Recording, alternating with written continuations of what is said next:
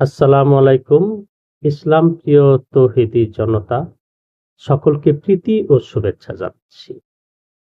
একটি হাদিসে নবী করিম সাল্লাল্লাহু আলাইহি সাল্লাম বলেছেন যে, প্রচুর ধন সম্পদে সুখ নাই, মনের সুখই হলো প্রকৃত সুখ। অথচ বাস্তবে আমরা মনে করি যে অনেক টাকা পয়সা, ধন দৌলত, ব্যাংক ব্যালেন্স বা অনেক বড় অট্টালিকার মধ্যেই আমাদের সুখ। কিন্তু আসলেও আমরা যদি পৃথিবীর ইতিহাসকে যদি আমরা প্রত্যক্ষ করি, তাহলে আমরা দেখতে পারি যে আমাদের এই ধারণাটা একেবারেই মিথ্যা।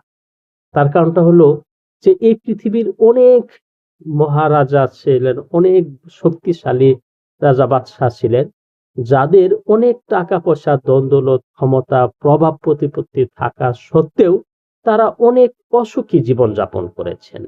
যেমন ধরুন, আ ফ্রান্সের একজন সর্বশ্রেষ্ঠ একজন প্রেসিডেন্ট নেপোলিয়ন বোনাপার্টের কথাই ধরুন, যে তিনি হলেন পৃথিবীর অত্যন্ত শক্তিশালী একজন সম্রাট, যিনি চেয়েছিলেন পুরা পৃথিবীটাকে জয় করতে।